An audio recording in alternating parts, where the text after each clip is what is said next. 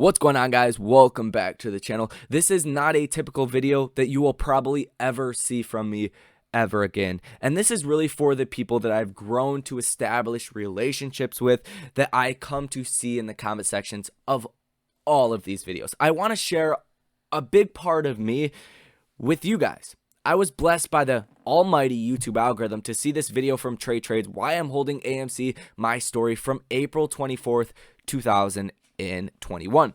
Why they recommended this to me, I have no idea. But I've watched almost all of it right now. And I do want to share with you guys my story, because you guys might see a kid here that don't know anything about anything. And that's not the case. I have a very sad story, so viewer discretion is advised. If you do not want to hear sad things, do not continue to watch this video. But I do want to be transparent with you guys and tell you about my journey with finance and with life. And I think a lot of you guys will relate and at least find this encouraging. Let's start off from the beginning. When I was a kid, my earliest memory of my dad was him leaving and packing his bags with trash bags full of clothes in my bedroom with my SpongeBob comforter and blanket. That's literally my earliest memory of my dad. He said goodbye then, left when I was about 5 years old until I was about 12 years old. Didn't see him. Him and my mom had arguments. My mom got with another guy, my sister's dad, and he was very abusive to us kids. You can use your imagination here. Abusive to kids and to my mom. Not sexually, but physically, emotionally, just everything else you could imagine.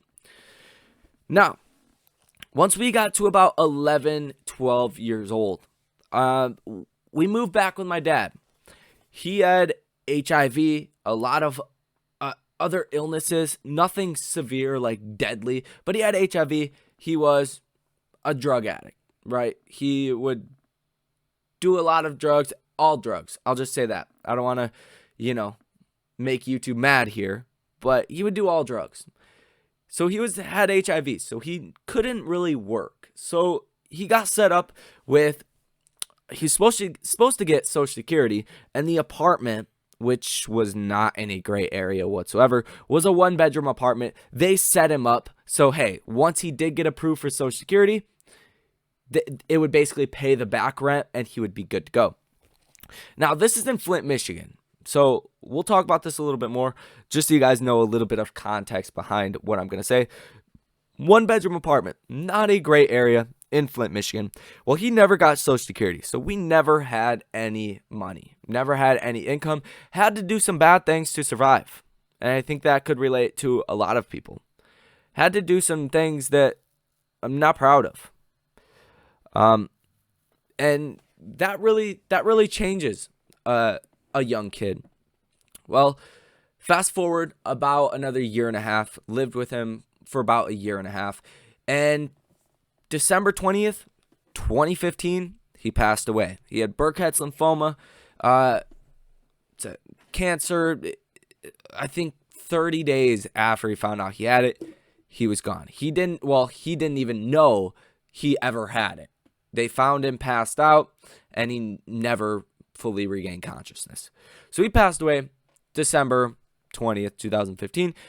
Me and my brother moved back to my mom's house, which should have probably happened, in hindsight. But I'm very thankful for that year and a half I had with my dad. Wouldn't change it for the world. Taught me a lot of valuable lessons. And then moved with my mom right after that. Lived with her for about a year, and then we got evicted before she ever owned her house. It was a rent-to-own house, 2 payments left until she owned it. We got evicted. So we had to leave, went to an even worse area of Flint. December 11th, 2016 rolls around. My brother was shot and killed in the driveway. And once it actually happened, I remember my mom screaming my name. I was down in the basement. I come running upstairs, run outside, and people with cameras, started running up to the scene. Everything happened so fast. It was only 30 seconds before they were there. and you have cameras in your face. And you're just confused, right? And then he passed away. Come to find out, that was actually Netflix. The documentary Flint Town is of that. The first minute, I think the first minute, I haven't watched it just because I can't bring myself to watch it. But the first minute of that is them running up on me, my sister, my mom, and my brother laying there. And that was the first minute. My mom's screaming. I'm in it. My sister's in it. My brother's in it. So that was that. And then we obviously got evicted from that house. And then we moved about 2 hours away to a really nice area. It's called Reese, Michigan. If you guys know, I know there's some Michigan people on this channel. Reese, Michigan. Very nice. Very, very different from Flint. And it's not even 2 hours away. It's about an hour away. We moved out there, but I lost communication with pretty much everybody I ever knew. There was no internet. It was an hour away. So Flint standards, people that don't have a lot of money, just people you grew up with, even people you were close with. It was just too far for them to come out and see you, which on the one hand is reasonable. But in that meantime, after that worst period of my life by far, I realized, kind of like a light bulb, when people say things just kind of hit you like a light bulb, they do. And I knew I will never live in that kind of situation ever again, and I will never raise kids in that kind of situation ever again. It was terrible. You guys could imagine. Not having any income, doing what you had to do to survive. It's not pretty. So, what was your options? I was a kid without a high school diploma. Now, what do? Obviously, you can't go to college, can't do anything. High schools won't accept you back. What do? Well, you start getting into finance.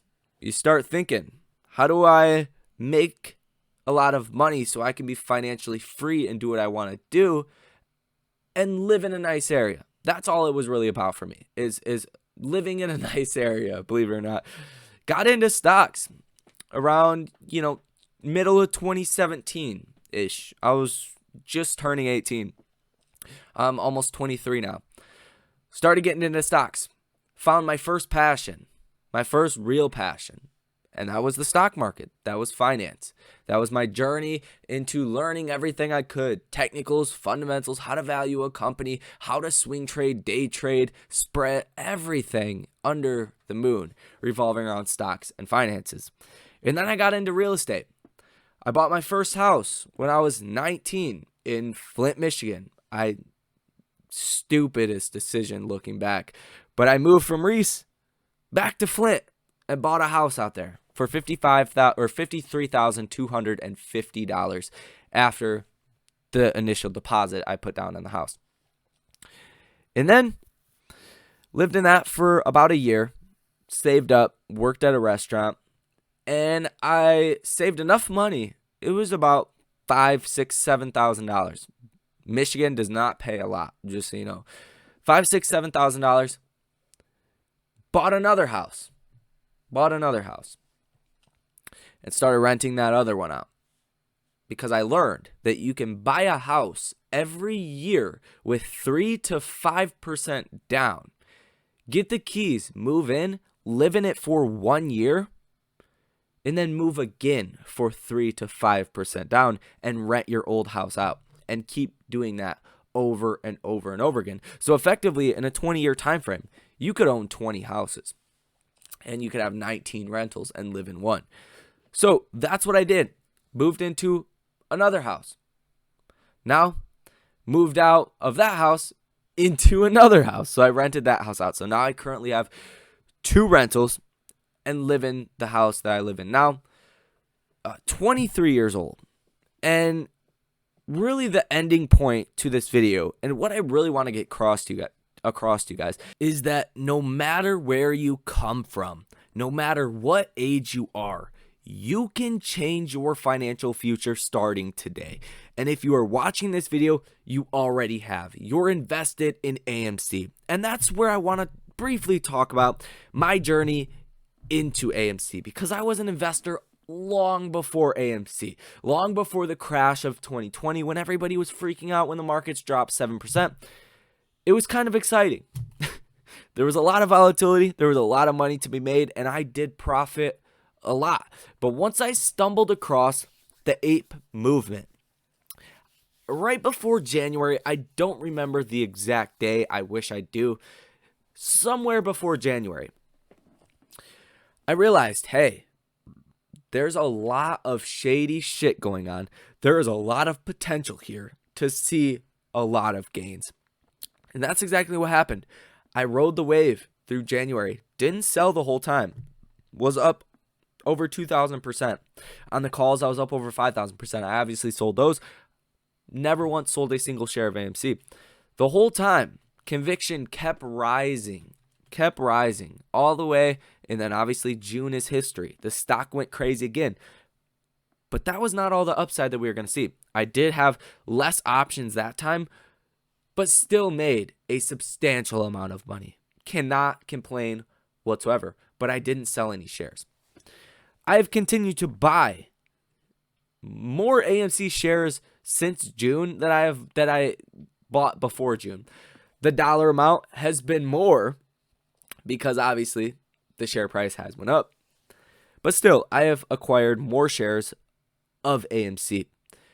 And I think this is a solid building block. Whether you do what I just talked about, buy rentals every year, or if you just invest in the markets, whatever you do, AMC is another building block to getting to where you want to be. And ultimately, what I want to say throughout, to end off this video is don't let nothing stop you from achieving everything that you want to, no matter how old you are. I don't care. If you tell me in age and you can't do this, I will slap you in the face because that is not the truth. Respectively. Love you guys. So that's going to be all for this video. You didn't learn anything unless you wanted to learn about me.